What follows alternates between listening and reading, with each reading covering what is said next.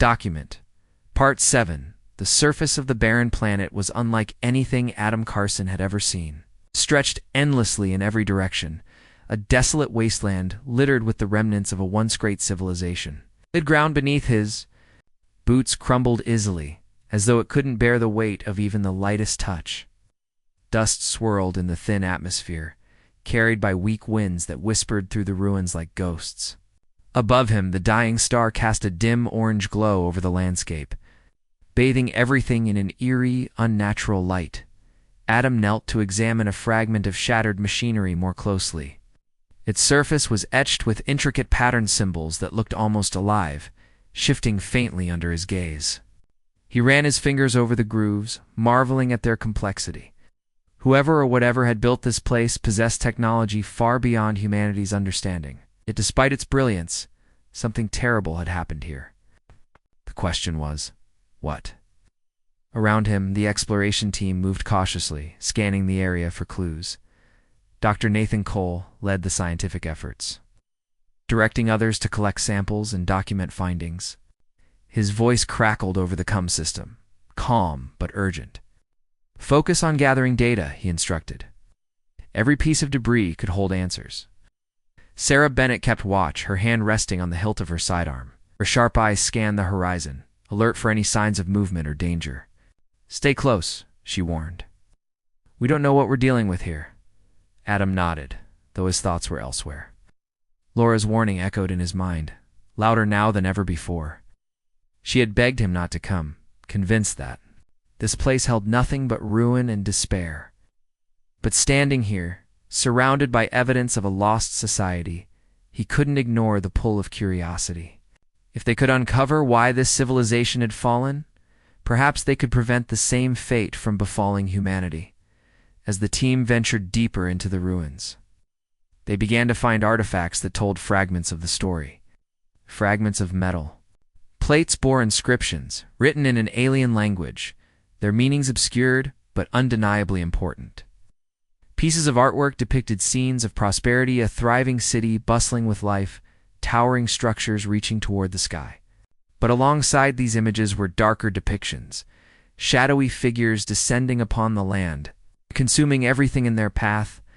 One mural showed a glowing sphere hovering above a massive crater, its light extinguishing stars one by one. This doesn't look good, Daniel Hughes muttered, staring at the mural. His usual optimism was absent, replaced by unease. Whatever destroyed them, it wasn't natural. No kidding, Sarah replied grimly. Keep your eyes open. We might not be alone here. Adam felt a chill run down his spine. The longer they stayed, the stronger the sense of being watched grew. It wasn't just paranoia, it was tangible, almost suffocating. He glanced over his shoulder, half expecting to see something lurking behind them. But there was nothing. Only the endless expanse of decay and silence. Back aboard the horizon, Laura paced anxiously in their cabin, unable to shake the feeling that something terrible was about to happen. Her dreams had grown more vivid since arriving at the planet, each vision clearer and more disturbing than the last. She saw flashes of destruction, cities crumbling, skies burning, people screaming, as shadows consumed them, and always the glowing sphere loomed in the background, its presence ominous and unrelenting. She reached for the personal recorder Adam had given her, replaying his latest message. His voice was steady, but she could hear the tension underneath. We've found ruins, he said. Artifacts that suggest this civilization was advanced, maybe even more so than us. But there are also signs of conflict. Something wiped them out, Laura. I don't think we're supposed to be here. Her hands trembled as she set the recorder down. She wanted to believe that Adam and the others would return safely, but deep down, she knew better. This planet wasn't just a graveyard, it was a warning. And humanity wasn't listening. Meanwhile, Captain Emily Rowe monitored the situation from the bridge, her expression grim. Sensors detected no immediate threats, but the readings were inconsistent, fluctuating wildly without explanation. It's like the planet itself is alive, one of the technicians murmured, adjusting the controls. Emily frowned. Keep analyzing the data. If there's even a hint of danger, I want to know immediately. Her gaze drifted to the viewport, where the planet hung suspended in space, like a blackened scar. Something about it unsettled her, though she couldn't put her finger on why. Perhaps it was the sheer emptiness, the absence of life, were there. Should have been abundance. Or maybe it was the way the ruins seemed to whisper secrets, too terrible to comprehend, far away. Aboard the Galactic Council's observation station, orbiting Proxima Centauri, Arya Solis worked tirelessly to decode the transmissions sent by the mysterious object. The data revealed fragments of history detailing civilizations that had risen and fallen under similar circumstances. Each account ended the same way, consumed by an unstoppable force known only as the Devourer. Arya turned to Marcus Kane, who stood nearby with his arms crossed. His skepticism had softened slightly, replaced by a grudging acknowledgement of the gravity of the situation. "This isn't just a threat," Arya said, her voice tight with urgency. "It's a pattern. Every time a species ventures too far, the Devourer comes for them. We can't let humanity follow the same path." Marcus sighed, rubbing his temples. "And what do you propose we do? March in and save them?" "That would expose us to the same risk." "We intervene indirectly," Arya countered. "Send guidance signals that steer them away from danger. Anything to buy them more time." "It's risky," Marcus admitted. "But doing nothing is worse." Reluctantly, Marcus agreed to support her plan. Together, they prepared a series of encoded messages designed to mimic the alien object's communication style. These signals would guide the horizon away from the planet, hopefully convincing the crew that staying posed a great threat. Back on the planet's surface, Atama and the team uncovered a chamber buried beneath the ruins. Its entrance was partially collapsed, requiring careful excavation to access. Inside, they found rows of crystalline structures arranged in precise formations. Each crystal pulsed faintly with light, emitting low-frequency vibrations that resonated through the chamber. "What are these?" Daniel asked, his voice barely above a whisper. "Data storage units," Nathan replied, his eyes wide with awe. "They contain information, possibly records of this civilization's history." Adam approached one of the crystals cautiously, reaching out to touch it. As soon as his fingers made contact, a surge of energy coursed through him, flooding his mind with images. He saw flashes of war, of desperation, of futile attempts to resist an overwhelming force. And then, a Physa being of pure energy, its form shifting constantly between light and shadow. It spoke without words, its message clear: "Turn back." Adam staggered backward, gasping for air. His teammates rushed to his side, concern etched on their faces. "What happened?" Sarah demanded. "I don't know," Adam stammered, struggling to steady himself. "I think it tried to communicate with me." Before anyone could respond, the ground beneath them began to tremble. The crystals glowed brighter, their vibrations growing stronger until the entire chamber shook violently. Dust fell from the ceiling, and cracks spread across the walls. "We need to get out of here," Sarah shouted, pulling Adam to his feet. The team scrambled toward the exit, narrowly avoiding falling debris as the chamber collapsed behind them. When they emerged into the open air, they found themselves surrounded by a thick fog that hadn't been there moments earlier. Shapes moved within the haze, indistinct but unmistakably alive. "Stay together," Sarah ordered, drawing her weapon. "Don't let them separate us." Adam squinted into the fog, trying to make out the forms. They weren't solid, they shifted and rippled like smoke, but they radiated hostility. As one drew closer, he caught a glimpse of glowing eyes and jagged teeth, features that seemed to flicker in and out of existence. "Run," Adam yelled, turning back toward the shuttle. The team sprinted across the barren landscape, their breaths ragged as they fought against the oppressive atmosphere. The shapes pursued them relentlessly, closing the distance with terrifying speed. Just as hope began to fade, the shuttle came into view, its engines roaring to life as the pilot prepared for takeoff. Reaching the craft, they piled inside, slamming the hatch shut behind them. The shapes slammed against the hull, their impacts reverberating through the metal. But the shuttle lifted off, ascending rapidly into the sky. As they broke free of the planet's atmosphere, Adam slumped into his seat, his body trembling with exhaustion. He stared out the viewport at the dying world below, its surface fading into darkness. Whatever had destroyed that civilization was still there, waiting for its next victim. Back aboard the horizon, Laura watched the shuttle dock through the viewport, her heart pounding with relief. When Adam stepped onto the ship, she threw herself into his arms, tears streaming down her face. "You're safe," she whispered, clutching him tightly. "For now," Adam replied, his voice heavy with emotion. "But we can't stay here. This place, it's cursed." Captain Emily Rowe convened an emergency meeting to discuss the team's findings. The artifacts and recording. Document. Part 1, the year was 2178. Time when humanity had reached the pinnacle of its technological achievements. After centuries of dreaming and decades of relentless effort, humans finally cracked the code to faster-than-light travel. This breakthrough meant that Earth was no longer their only home. The vast expanse of space, once an unreachable mystery, now beckoned with endless possibilities. For many, it was a moment of triumph, a chance to leave behind the scars of Earth's overpopulation, pollution, and dwindling resources. But for others, like Adam Carson, it was a bittersweet farewell. Adam stood on a hill overlooking what used to be called New Chicago. The city sprawled below him, its towering skyscrapers glinting under the pale morning sun. It was strange how quiet everything felt. Streets that were once bustling with people were now eerily empty. Most of the population had already boarded. The massive colony ships stationed in orbit, ready to embark on the greatest journey humanity had ever undertaken. Only a few stragglers remained, those who couldn't bear to leave just yet, or those tasked with overseeing the final stages of departure. He sighed deeply, his breath visible in the crisp autumn air. Adam wasn't sure why he lingered here. Perhaps it was nostalgia, or maybe it was fear. Leaving Earth behind meant stepping into the unknown, and while Adam had always been curious about the stars, he couldn't shake the feeling that something important was being left behind. He reached into his pocket and pulled out a small photograph.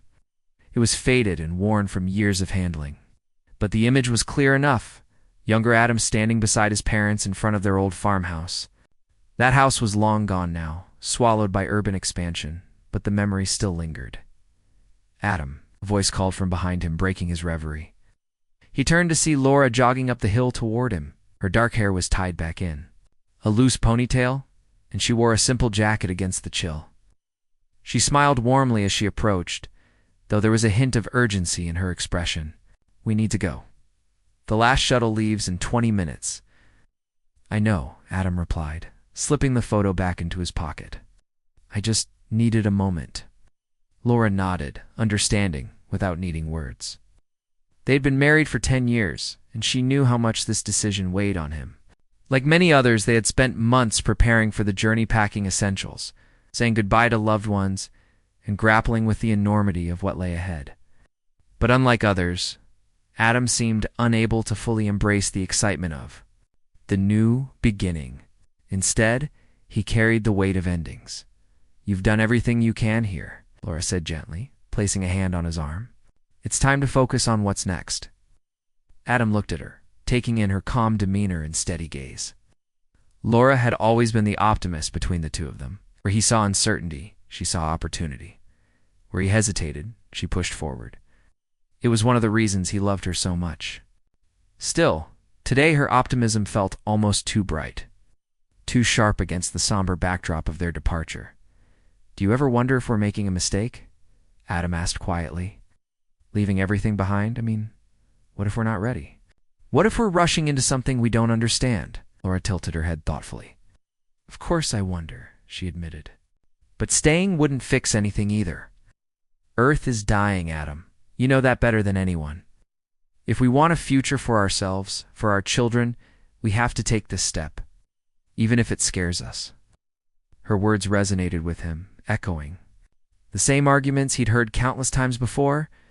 Logically, he knew she was right. Humanity couldn't survive indefinitely on a planet stretched to its limits. Yet logic didn't erase the ache in his chest as he gazed down at the city one last time. There was beauty here, history, memories.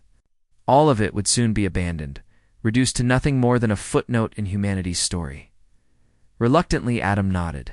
"You're right, let's go." They began walking back toward the transport station, their footsteps crunching softly.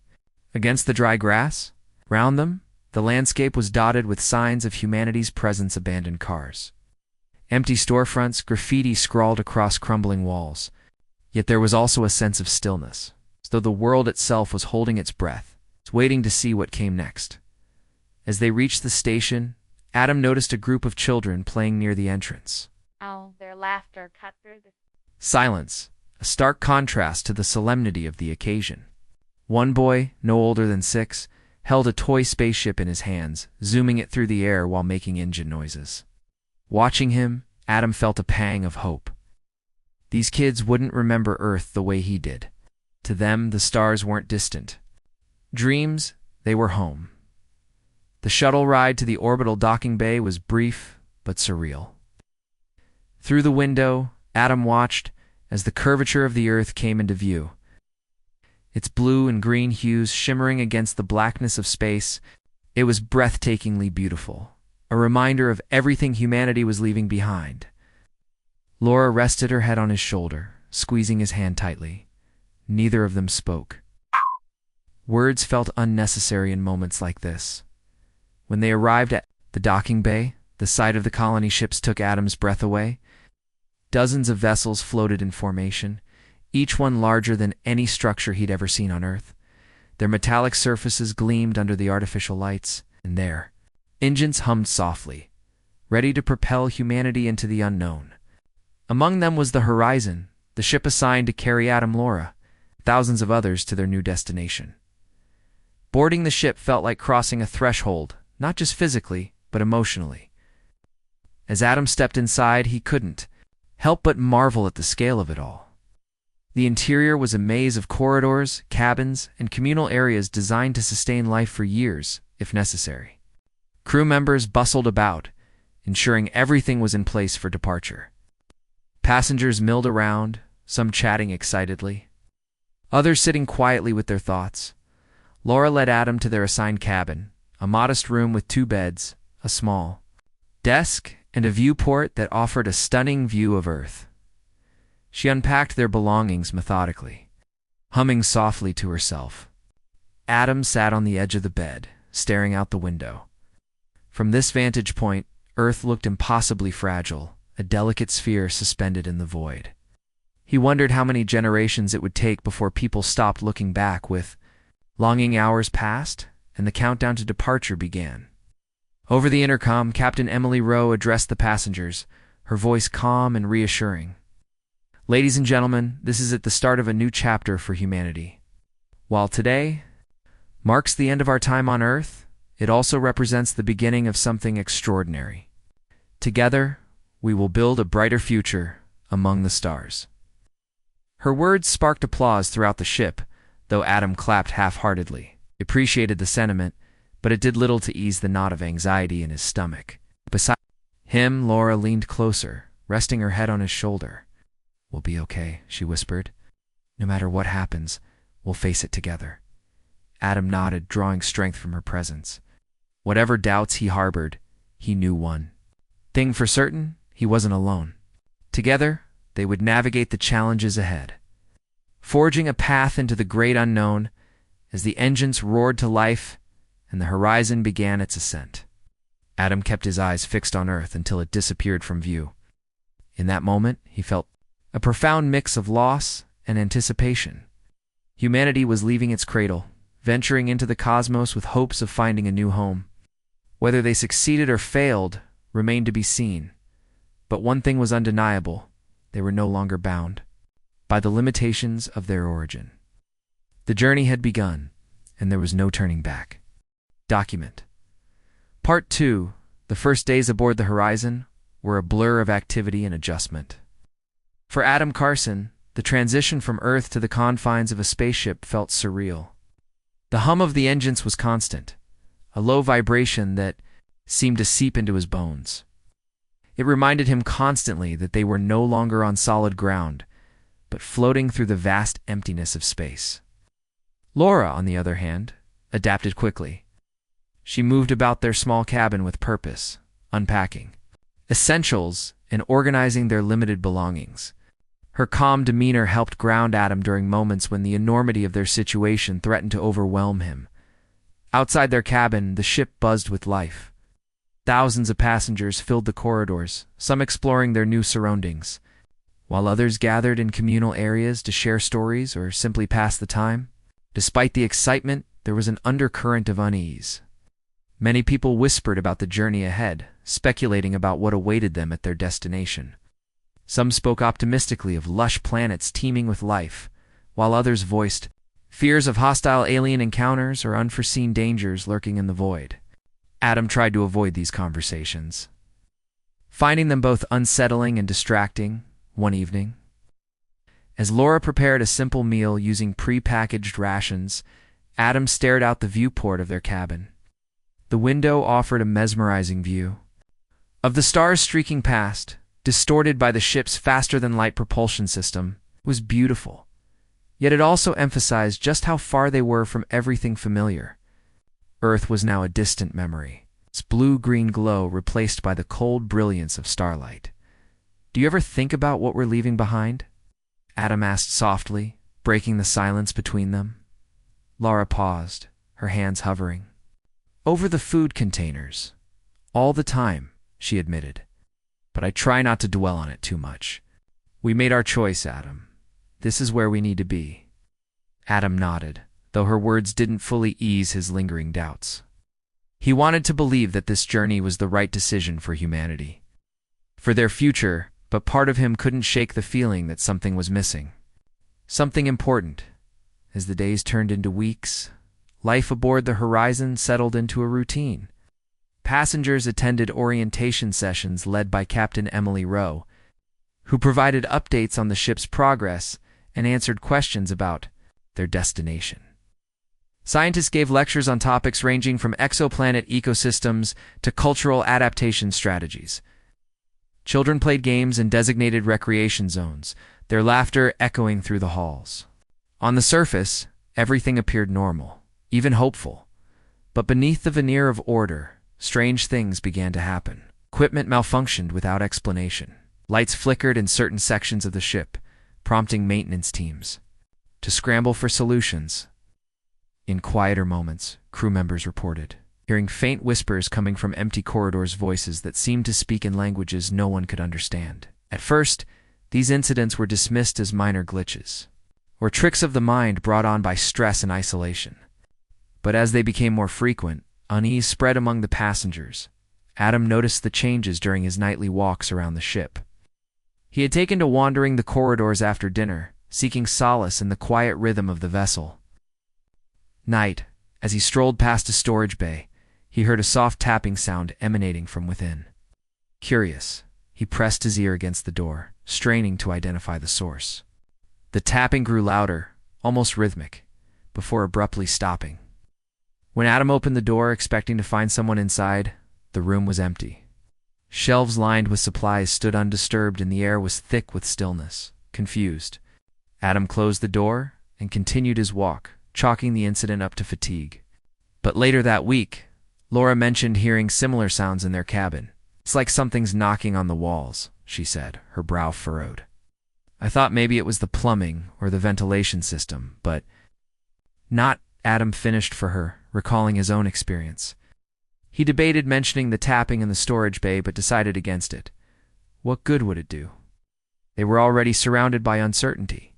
Adding another layer of mystery wouldn't help anyone feel better. Meanwhile, aboard the Galactic Council's observation station orbiting Proxima Centauri, Council members Aria Solis and Marcus Kane monitored humanity's progress with growing concern. The Council, composed of representatives from various advanced civilizations, had long debated whether to intervene in human affairs. Humanity's rapid technological advancements had caught their attention, raising questions about whether such a young species was ready to join the galactic community. Aria, soft-spoken woman with sharp eyes and an analytical mind, reviewed data streams transmitted from the horizon. Reports of equipment failures and unexplained noises troubled her deeply. She suspected that humanity's presence in deep, Space might have attracted unwanted attention from forces far older, more powerful than humans could comprehend. Marcus, on the other hand, remained skeptical. Tall and broad-shouldered. With a commanding presence, he believed in giving humanity the benefit of the doubt. These are isolated incidents, he argued during a council meeting. Every civilization goes through growing pains when venturing into the stars. We can't jump to conclusions based on a few technical glitches. Arya frowned, leaning forward in her seat. Technical glitches don't explain the whispers, she countered. Or the fact that several ships in the fleet have reported similar anomalies. Something isn't right, Marcus. If we ignore it, we risk letting history repeat itself. Marcus sighed, rubbing his temples.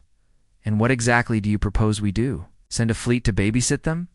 That would only exacerbate the problem. Humanity needs to learn how to handle challenges on its own. The tension between them was palpable, reflecting deeper divisions within the council. Some members sided with Arya, advocating for caution and intervention if necessary. Others aligned with Marcus, insisting that humanity must forge its own path, regardless of the risks. As debates dragged on, Arya grew increasingly frustrated. She knew time was running out. If her suspicions were correct, humanity's journey could end in disaster unless action was taken soon. Back aboard the Horizon, the strange occurrences escalated. One morning, Adam woke to find Laura sitting upright in bed, her face pale and her eyes wide with fear. "What's wrong?" he asked, reaching for her hand. "I had a dream," she whispered, her voice trembling. No, it wasn't just a dream. It felt real. Like someone or something was trying to talk to me. Adam frowned, unsure how to respond. Dreams were common enough, especially given the stressful circumstances. But Laura's description unnerved him. "Did you see?" She hesitated, struggling to put her thoughts into words. It was Earth, but different. Everything was dark, like the sun had gone out. There were shadows moving across the land, devouring everything in their path. And then she shuddered, clutching the blanket tightly. Then I saw faces, thousands of them screaming for help. They kept saying the same thing over and over. "Turn back." Adam listened intently, his heart pounding. He wanted to reassure her, to tell her it was just a nightmare born of anxiety.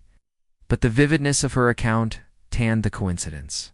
With the ship's recent anomalies, left him unsettled. Could there be a connection? Was someone or something trying to send them a message? Over the next few days, Laura experienced more visions. Each one was clearer than the last, depicting scenes of destruction and despair. The recurring theme was always the same, a warning to turn back. Adam encouraged her to keep a journal, documenting every detail in hopes of finding a pattern. Meanwhile, he discreetly asked other passengers if they'd noticed anything unusual.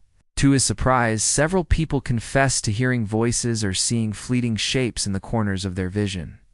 No one could explain it, and most chalked it up to stress or fatigue. As word of these experiences spread, rumors began to circulate.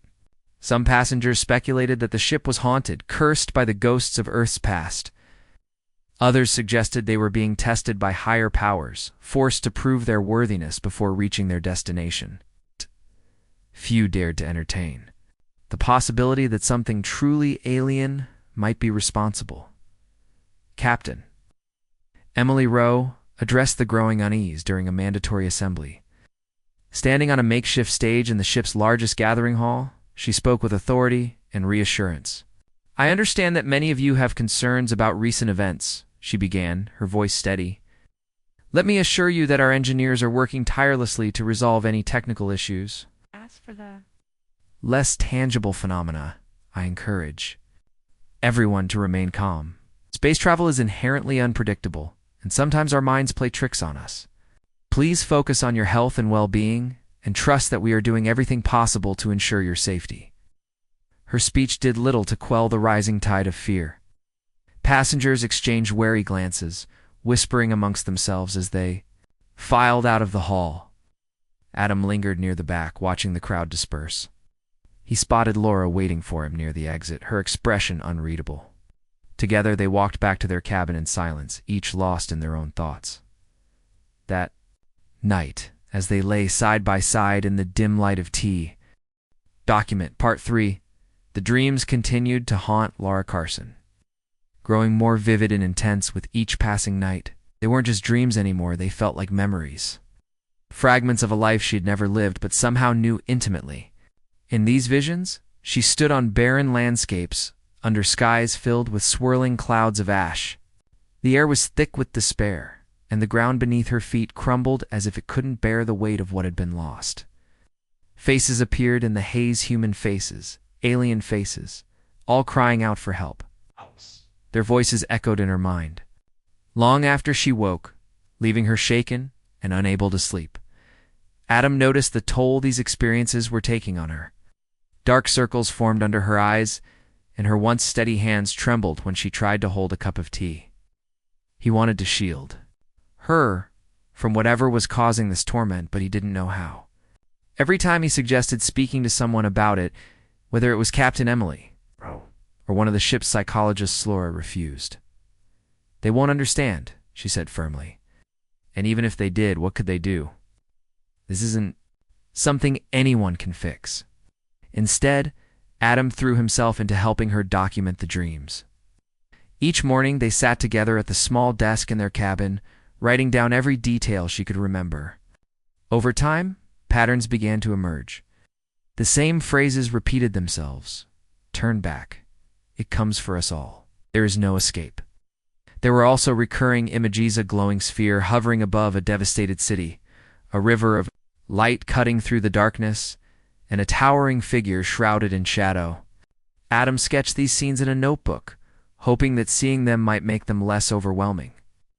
But the drawings only deepened the sense of unease between them. Meanwhile, aboard the Horizon, the strange occurrences intensified. Equipment failures became more frequent, forcing engineers to work around the clock to keep the ship operational.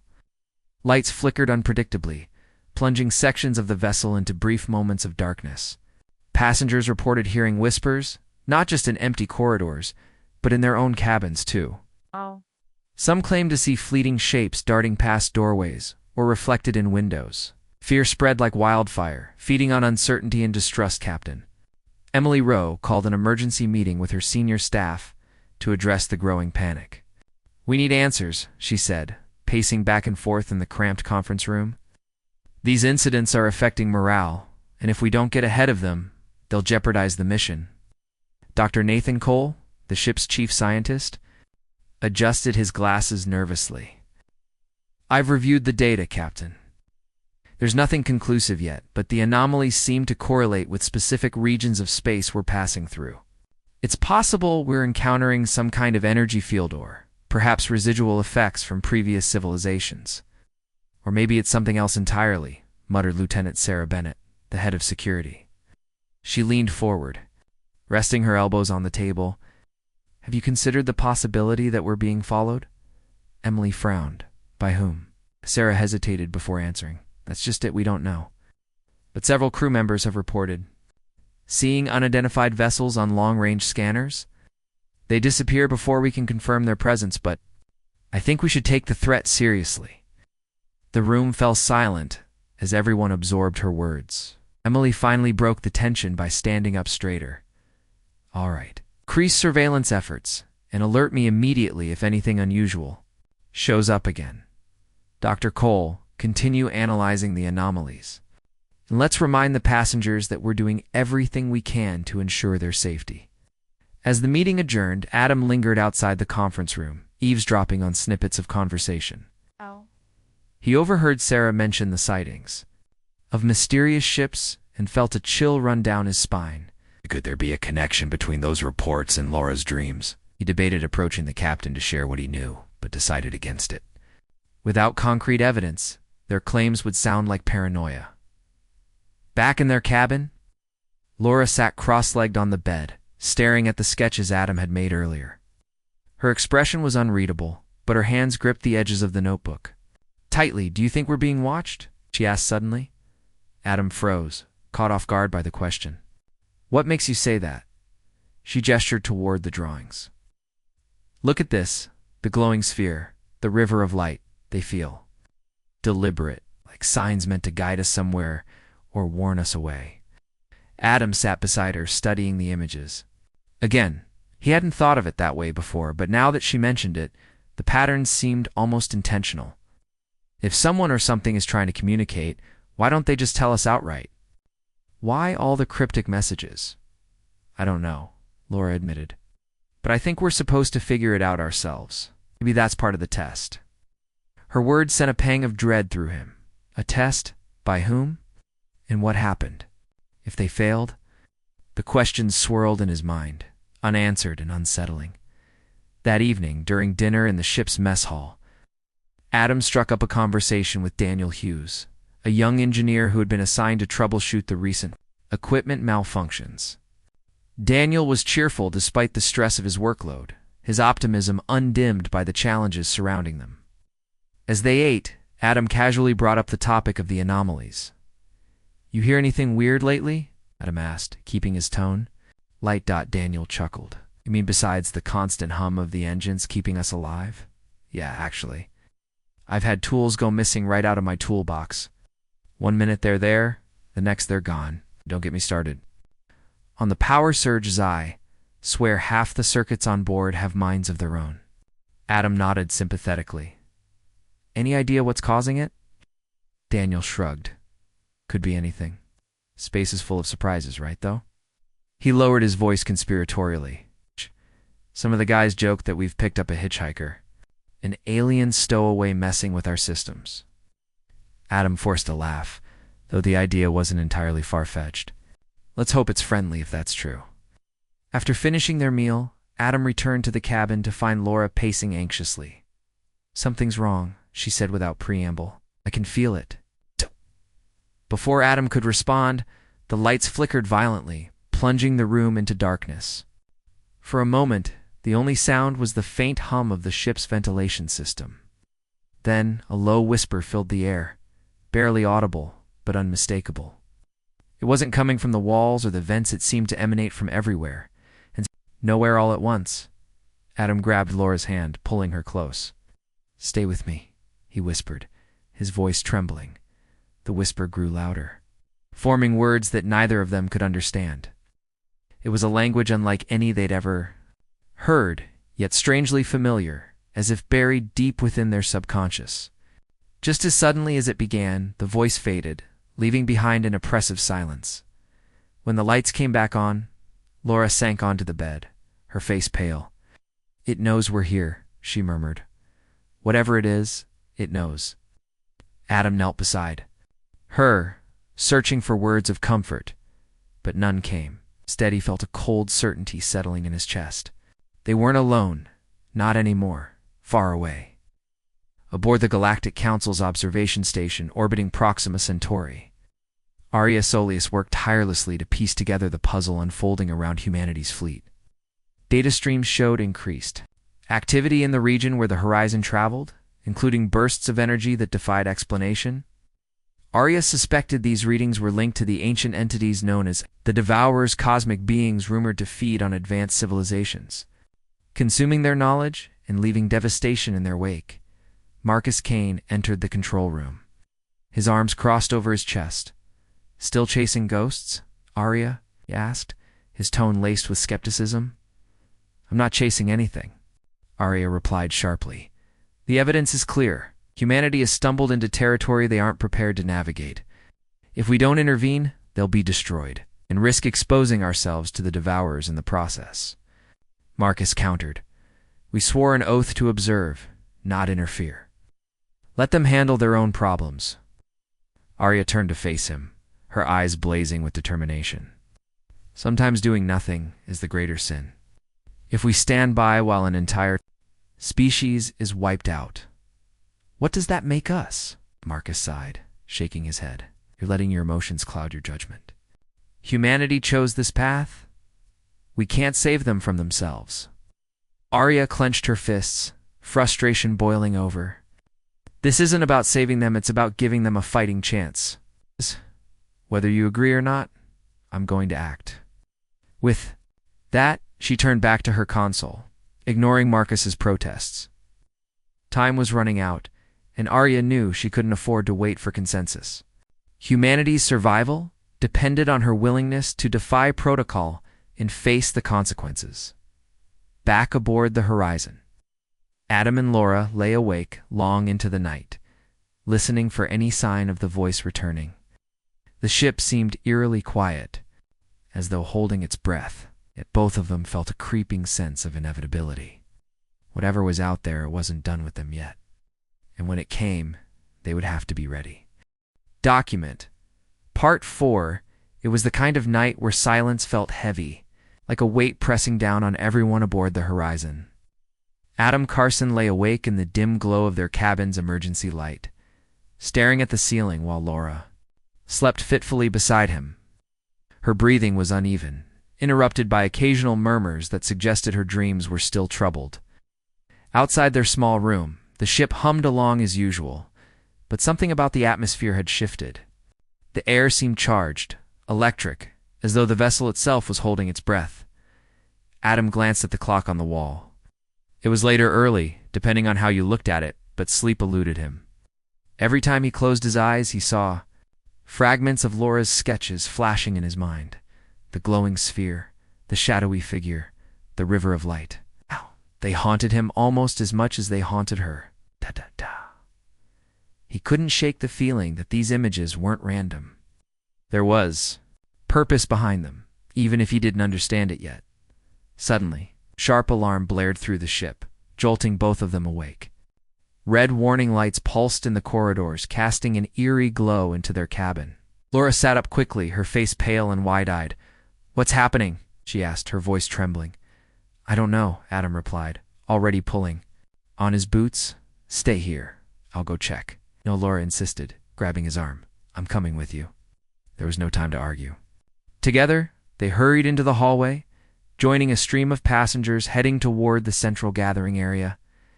People whispered nervously, speculating about what could have triggered the alarm. Some clutched blankets or bags, while others carried children in their arms. Despite the chaos, there was an odd sense of 40 years of preparation drills had drilled discipline into everyone's minds. When they reached the main hall, Captain Emily Rose stood on a raised platform addressing the crowd. Her expression was calm but serious, her voice steady as she spoke into a microphone. "Attention, everyone. We've detected an unidentified object near our position. Please remain calm and return to your cabins until further notice. Our crew is investigating the situation."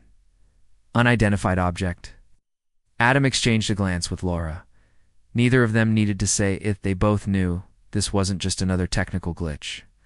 Something was out there, against Emily's instructions. Adam decided to head to the observation deck instead of returning to their cabin. Laura followed without hesitation, her determination matching his own.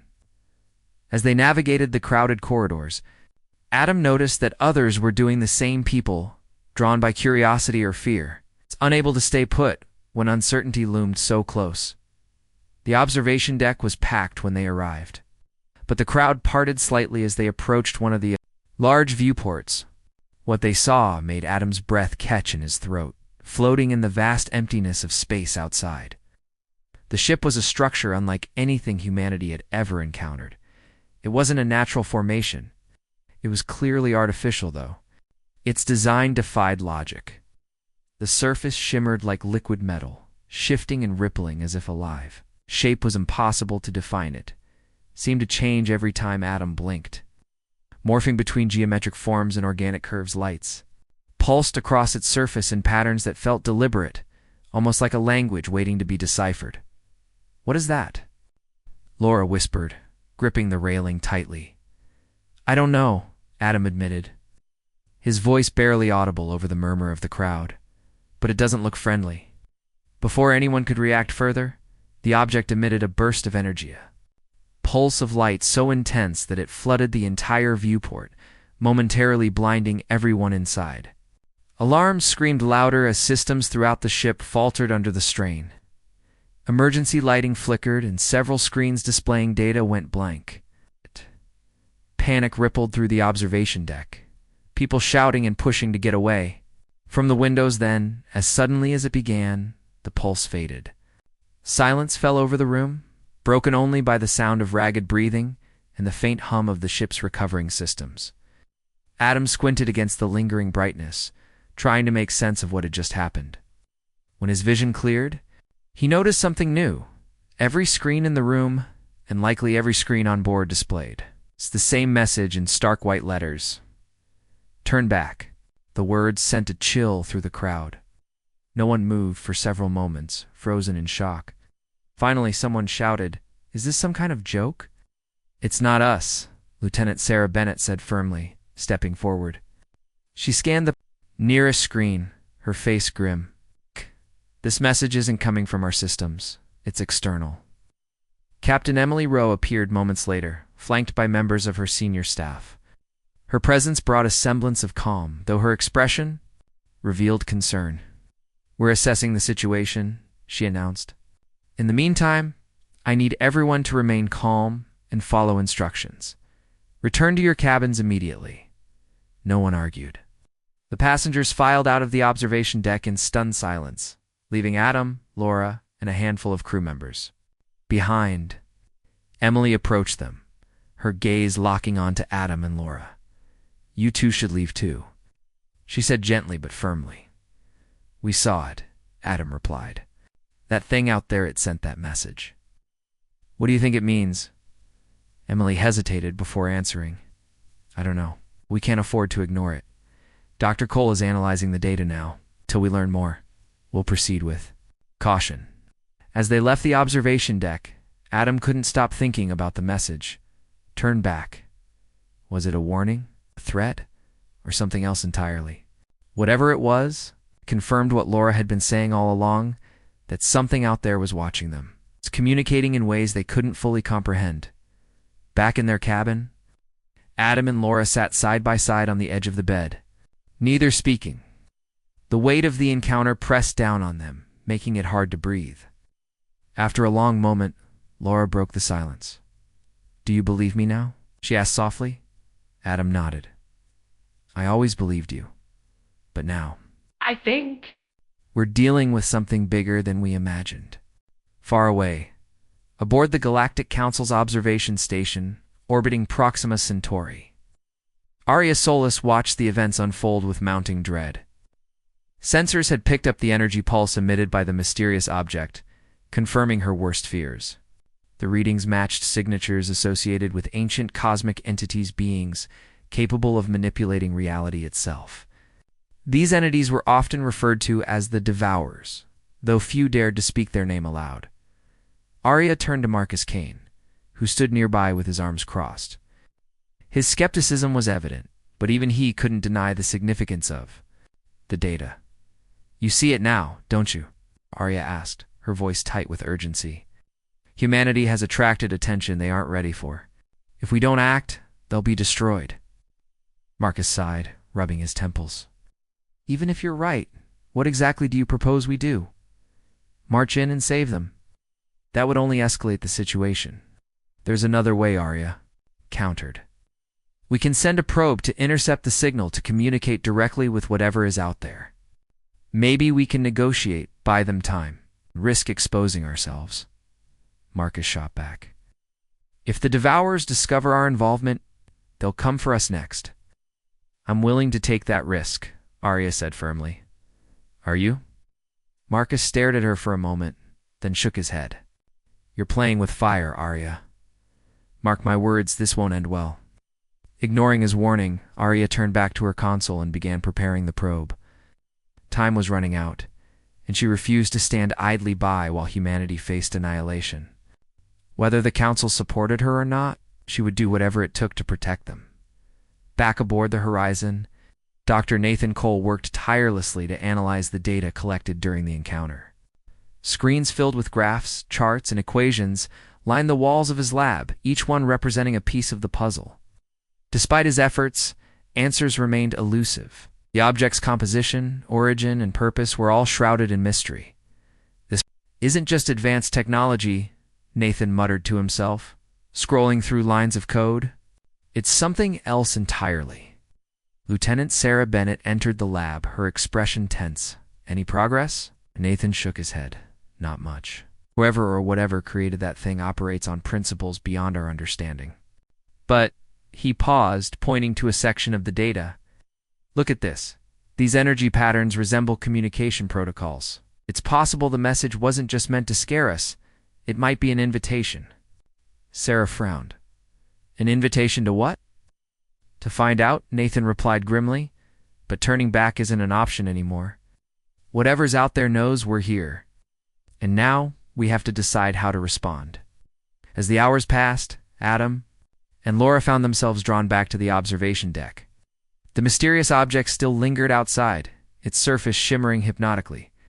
Despite the danger it represented, there was an undeniable allure to it, a promise of knowledge and discovery that humanity couldn't resist. We can't run forever, Laura said quietly, her eyes fixed on the viewport. Sooner or later, we'll have to face whatever's out there. Outside the ship, the stars burned brightly against the endless void. Indifferent witnesses to the drama unfolding within their reach, humanity had taken its first steps into the cosmos, driven by hope and ambition. They stood on the precipice of something far greater and far darker than anyone could have imagined. Document. Part 5. Tensions aboard the horizon.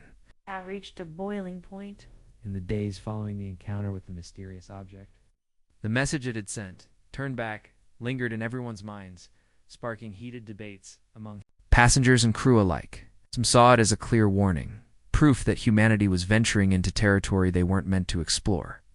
Others dismissed it as an attempt to intimidate them, arguing that giving in to fear would only delay their mission and doom any chance of finding a new home. Captain Emily Rowe called another meeting with her senior staff to address the growing divide. The conference room buzzed with conflicting opinions, each person eager to voice their perspective. Lieutenant Sarah Bennett leaned forward, her arms crossed tightly over her chest. We can't ignore what happened, she said firmly. That thing out there is dangerous, and we need to consider turning back before things get worse. Dr. Nathan Cole adjusted his glasses nervously, glancing around the table. I understand your concerns, Lieutenant, but retreating isn't necessarily the answer. If this object represents advanced technology, or even alien life, we could miss a once-in-a-lifetime opportunity to learn from it. Sarah shot him a skeptical look. Learn from it? You're talking about putting thousands of lives at risk? For the sake of curiosity, you're suggesting we abandon our mission because of one cryptic message? Nathan countered. You don't know for sure what that thing wants? For all we know, it could be trying to guide us somewhere safe. Emily raised a hand to silence them both. Enough arguing won't solve anything. What we need is a plan, one that balances caution with progress. She turned to Dr. Cole. Can you determine whether the object poses an immediate threat? Nathan hesitated. Not definitively. But based on the data, it doesn't seem hostile at least not yet. The energy pulse disrupted our systems, but it didn't cause permanent damage. That might suggest restraint on their part. Sarah frowned. Or maybe they're testing us, seeing how we react before deciding what to do next. Emily nodded. Thoughtfully, then we proceed carefully. Continue monitoring the object and prepare contingency plans in case it becomes aggressive. In the meantime, I'll address the passengers and keep them informed.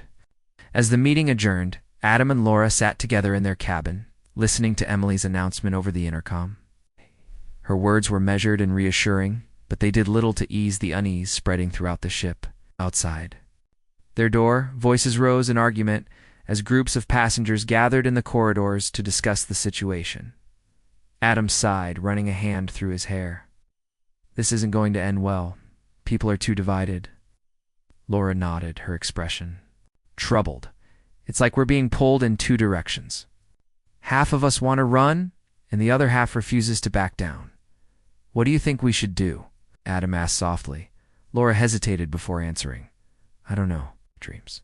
They feel connected to this, like whatever's out there is trying to warn us. But I also feel like ignoring it completely would be a mistake.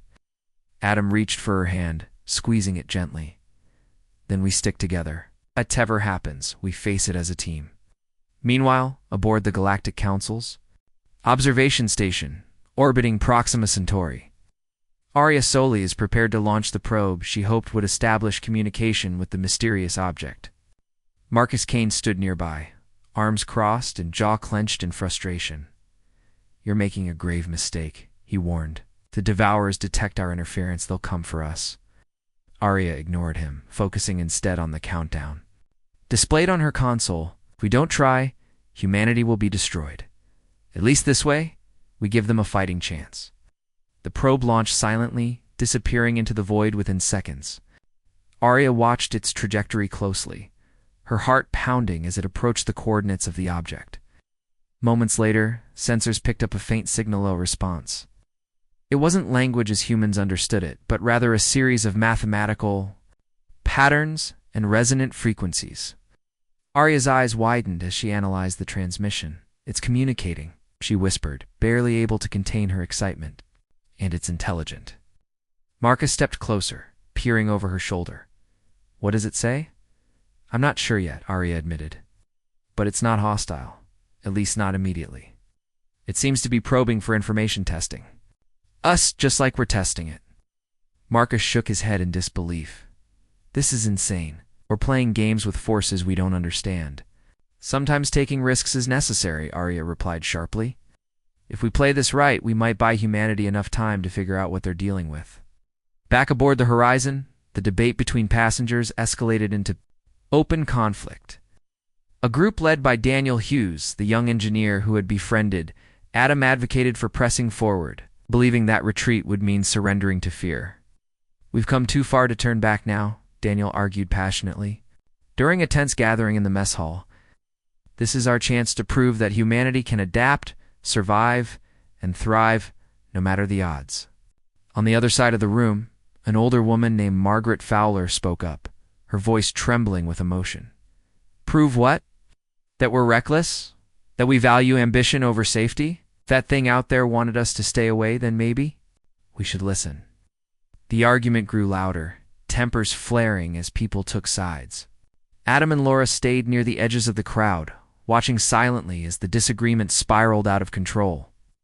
Finally, Captain Emily Rose stepped onto a nearby table, raising her hands for quiet. Slowly, the noise subsided, though the tension remained palpable. "I understand your fears," Emily began, her voice steady, "and I respect your courage. But splitting into factions won't help us. Our survival depends on working together, not tearing each other apart." She paused, letting her words sink in. "Here's what we'll do. A small team will investigate the object further, gathering as much data as possible without provoking it. If it poses a direct threat, we'll reassess our course. Until then, we continue moving forward cautiously." Her decision was met with mixed reactions. Some cheered, relieved that action was being taken, while others grumbled under their breath, clearly dissatisfied. Adam exchanged a glance with Laura, both of them sensing that this compromise wouldn't fully satisfy either side. Later that evening, Adam joined Daniel and a few others in the engineering bay, where preparations for the investigation were underway. Tools and equipment lay scattered across workbenches. Holographic displays projected schematics of potential approaches. Despite the gravity of the situation, Daniel's optimism remained unshaken. "This is it," he said, grinning as he handed Adam a handheld scanner. "Our first real contact with alien intelligence. Imagine what we might discover." Adam forced a smile, though his stomach churned with unease. "Let's just hope it goes better than last time." Daniel clapped him on the shoulder. "Don't worry, we'll be careful. Besides, if anyone can handle whatever's out there, it's us." As the team finalized their plans, Laura retreated to their cabin, staring out the viewport at the shimmering object still hovering nearby. Its presence felt suffocating, like a predator waiting patiently for its prey. She closed her eyes, trying to focus on the images flooding her mind, the glowing sphere, the shadowy figure, the river of light. They seemed clearer now, almost, guiding her towards something specific. Suddenly, a sharp pain shot through her temples, forcing her to gasp aloud. She stumbled backward, clutching her head as the visions intensified. This time, she wasn't alone in the dreamscape. Someone or something was there with her, its form indistinct, but but undeniably powerful. It didn't speak in words, but its intentions were clear. Humanity needed to leave this region of space immediately. When the vision faded, Laura collapsed onto the bed, drenched in sweat. Adam burst into the room moments later, alarmed by her cry. "Are you okay?" he asked, kneeling beside her. She nodded weakly, tears streaming down her face. "It's getting stronger," she whispered. "Whatever's out there, it's closer than ever." Adam held her tightly, unsure how to comfort her. He wanted to believe that Emily's cautious approach would protect them. But deep down, he feared it might already be too late. Outside the ship, the stars twinkled coldly against the infinite. Blackness, indifferent witnesses to the drama unfolding within their reach. Humanity had always dreamed of reaching the cosmos, seeking answers to questions as old as existence itself. Now, confronted by forces beyond comprehension, they faced a choice: embrace the unknown, or retreat to the fragile safety of familiarity. Either path carried risks, but standing still was no longer an option. Document Part 6. The small team assigned to investigate the mysterious object prepared for their mission with a mix of determination and apprehension. Adam Carson found himself included among them, thanks in part to his growing reputation as someone who took initiative during crises. Laura had begged him not to go, her fear evident in every word she spoke. "You don't know what's out there," she pleaded, gripping his arm tightly. "What if it's dangerous?" "I have to do this," Adam replied gently, though his voice carried an edge of resolve. "If we don't find answers, we'll never know whether we're safe or walking into a trap. I can't sit back and let others take all the risks." Reluctantly, Laura nodded, but her expression remained troubled. She handed him a small device, a personal recorder, and instructed him to document everything he saw. "Be careful," she said softly, "and come back to me." Adam promised, though the weight of her words lingered as he joined the rest of the team in the airlock. Alongside him were Daniel Hughes, whose optimism seemed unwavering despite the gravity of the situation. Sarah Bennett, whose sharp instincts made her invaluable for security. And Dr. Nathan Cole, whose scientific expertise would help decipher any data they collected. Together, they boarded a small shuttle designed for close-range exploration. As the shuttle detached from the horizon and drifted toward the shimmering object, the tension inside was palpable. The silence between them wasn't awkward, it was heavy, filled with unspoken fears and questions. Adam stared out the viewport at the alien structure, its surface rippling like liquid metal under the dim light of distant stars. It was beautiful, yet unsettling, a paradox that defied understanding. "Any last-minute advice?" Daniel asked, attempting to lighten the mood. His smile faltered when no one responded. Sarah adjusted her helmet, her movements deliberate. "Stay alert. If anything feels wrong, we pull back immediately. No heroics." Nathan nodded in agreement, his fingers flying over the controls of a handheld scanner. Initial readings confirm high levels of energy emissions. Whatever this thing is, it's far beyond our technology. The shuttle drew closer, and soon they were hovering just outside the object's perimeter. Up close, its shifting forms became even more disorienting. Geometric shapes morphed into organic curves, only to dissolve into something entirely new. Moments later, lights pulsed across its surface in patterns that felt almost hypnotic, drawing their eyes involuntarily. "Let's deploy the probes," Sarah instructed, breaking the spell. Tiny robotic devices launched from the shuttle, attaching themselves to the object's surface to gather samples and transmit data back to the ship. At first, nothing unusual happened. The probes worked efficiently, feeding information to Nathan's console without interference. But then, the object reacted. A low hum filled the shuttle, vibrating through the hull and rattling their teeth. The lights on the object flared brighter, pulsing in sync with the hum until it reached a deafening crescendo. Alarms blared inside the shuttle as systems began to malfunction. Screens flickered and emergency protocols kicked in, flooding the cabin with red warning lights. "What's happening?"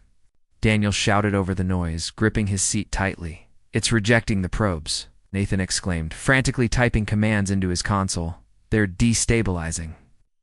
Before anyone could act, the object emitted another pulse of energy, this one directed squarely at the shuttle. The impact sent them spinning, throwing everyone off balance. Adam slammed against the wall, pain shooting through his shoulder as he struggled to steady himself. "Engines are offline," Sarah barked, fighting to regain control of the shuttle. "We need to stabilize before we drift too far." Working together, they managed to restore partial power, stabilizing the shuttle just enough to avoid collision with the object.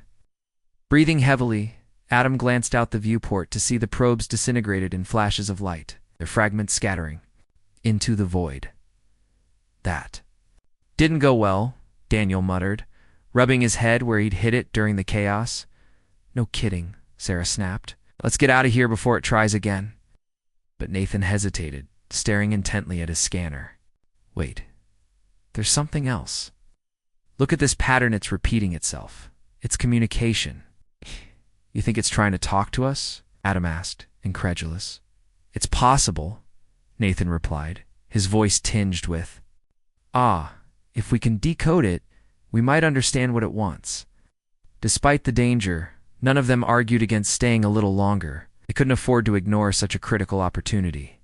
As Nathan worked to analyze the signal, Sarah kept a close eye on the object, ready to call for retreat at the slightest sign of hostility.